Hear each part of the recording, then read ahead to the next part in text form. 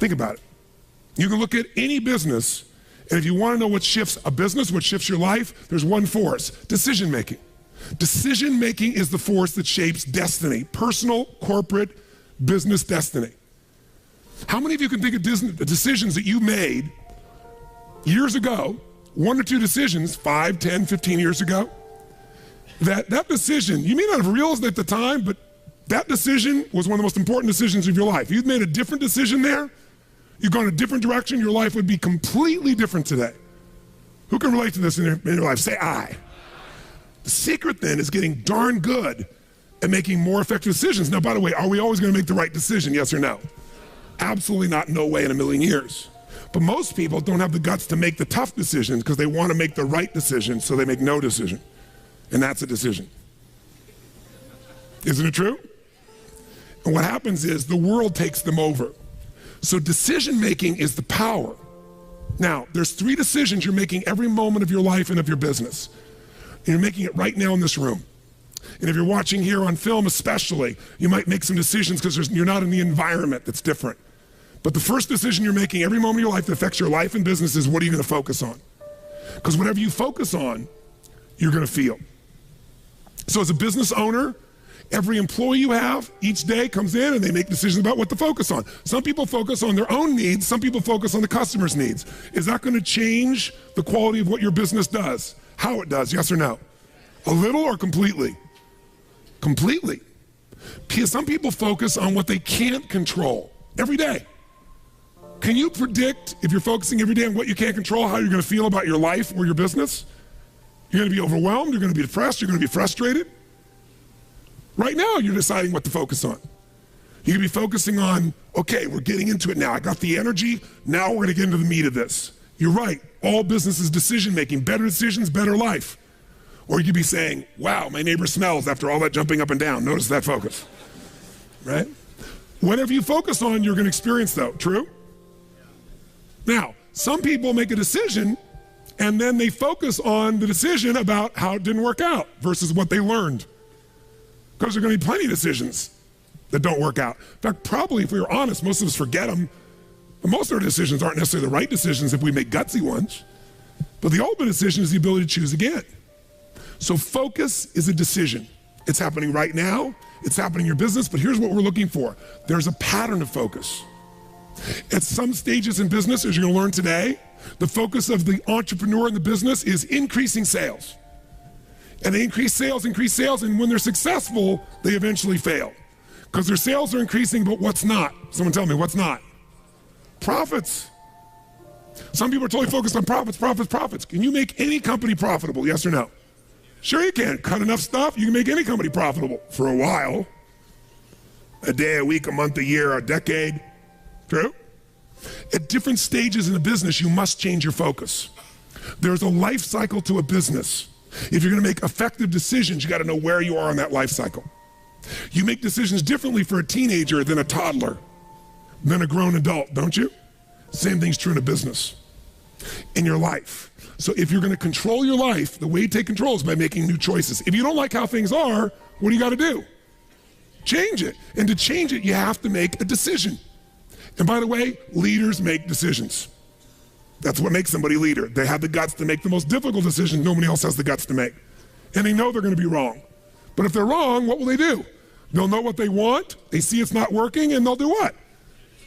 Change it, which means they'll make another decision, do something new, and see if it works. That's the essence of how we grow.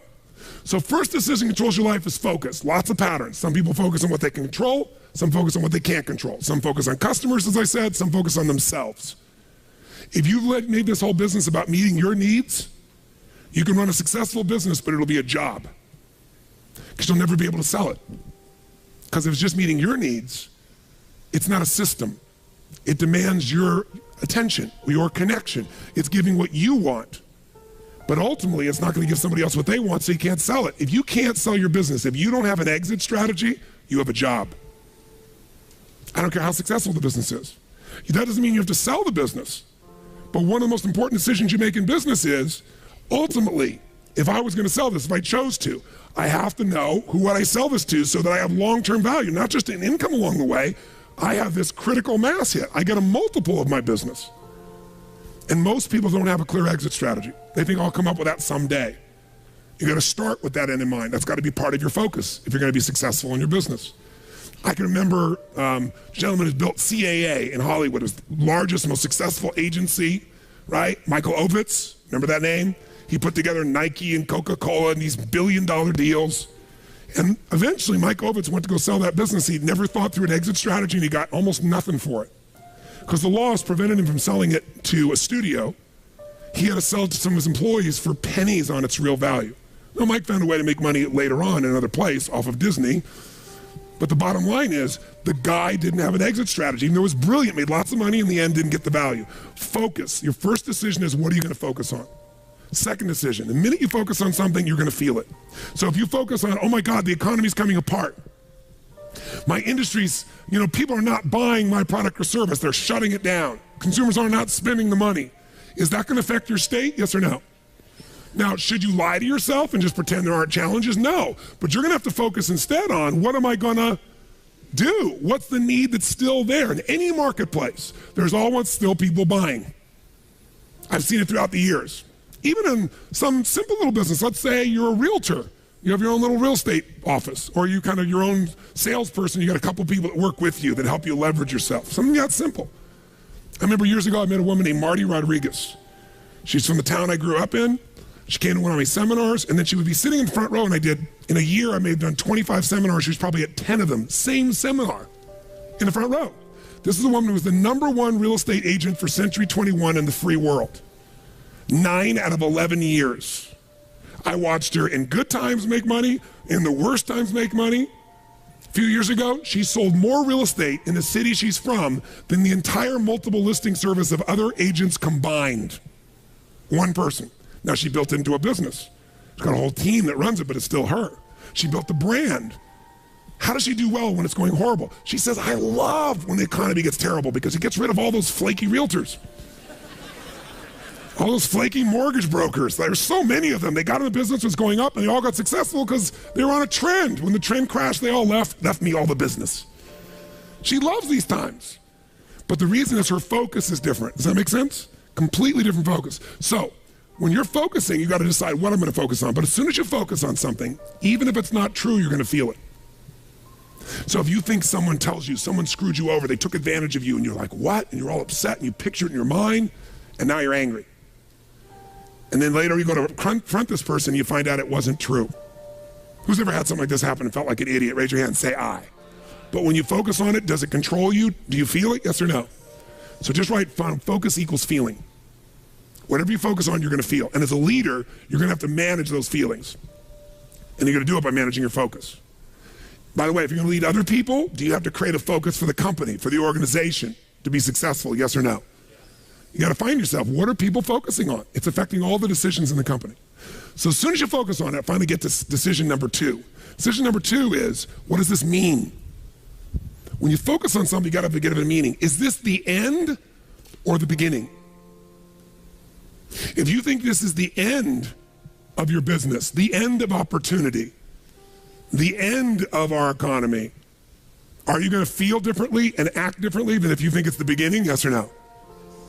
See, the difference between Joe Kennedy with $4 million in 1929 and Joe Kennedy with $180+ million in 1932, that big a jump, different focus, different meaning. When everybody else said it was the end and they were focusing on how to survive, he was focusing on how to take market share, he was focusing on what the opportunities were. The meaning for him was, is this the greatest opportunity of my lifetime? There'll never be another time like this. And he made enough money in that time that took care of all his heirs after that for decades to come. All because he had a different focus and a different meaning. Listen, if you're in an intimate relationship and you think it's the end of that relationship, are you gonna treat that person the same way as if you think it's the beginning, yes or no? No, somebody's laughing over here, they know, no way. But you know what? In the beginning of a relationship, what will you do for somebody you love? What will you do for them? Come on, what? What? If they say, would you take out the trash? What do you say? I'll take out the trash, of course. What else would you like me to do? Isn't it true? After 3 or 4 years, they say, or 5 or 7, they go, will you take out the trash? Person goes, what do I look like, your janitor? And they go, I don't know what it is. We don't seem to have the same attraction. I don't know what happened. Here's what I tell people. Treat people at the end of the relationship like it's the beginning and there won't be an end. And that's not just your intimate relationship. What if your customers, what if you fell in love with your customers, with your clients, more than your product, more than your company? If your entire life was about meeting their needs, if you would do what for your customers and clients, you would do what? If you love your customers and clients, you do anything, guess what? They're gonna love you. But most people love their customers and clients as long as they buy from them, do what they want, respond to them. And when they don't, they go, that's the end. You want clients for life, not just customers? Fall in love with them. It's a different focus, isn't it? It's a different meaning. And that creates a different life because you make decisions differently from that place. There's another meaning. Is this punishment in my business? Am I being punished by God? Or am I being challenged? Or is this actually a gift what I'm facing right now? Whatever meaning you give controls what you feel. And what you feel controls the third decision. What are you going to do? Right? The minute you give it a meaning, you get a feeling. When you get a feeling, you're going to do something. You're going to take action. You're going to pull back. A whole economy is driven by this. People start focusing on, oh my God, maybe this is going to go on forever. Maybe I'm not going to get what I need. This might be the end of the way things are. I better pull in my reins. I better not spend this money. I better not take any action. And it becomes a self-fulfilling prophecy. How many know what I'm talking about here? So decision-making is your power. You want to change your business? Think about whatever's changed your business in the past. I guarantee you what's changed your business is some decisions you made. You made some decisions that shifted your business in a radical way, changed things in a way that shifted the game for you. Decisions about people, decisions about products, decisions about marketing or promotion, decisions about locations, decisions about what you're going to offer, your offerings. Decisions. You want to change your whole business, you can do it next few days just with some new decisions, but you're going to get stimulated, all kinds of decisions to look at. You got to decide which ones will make the biggest difference. Today, again, is going to help you understand where those decisions need to be focused based on where you are in the life cycle of your business and where you are in your personal life cycle. By the way, do you make decisions differently? Do you look at time differently when you're 20 than when you're 30, than when you're 40, than when you're 50, than when you're 60, than when you're 70? Yes or no?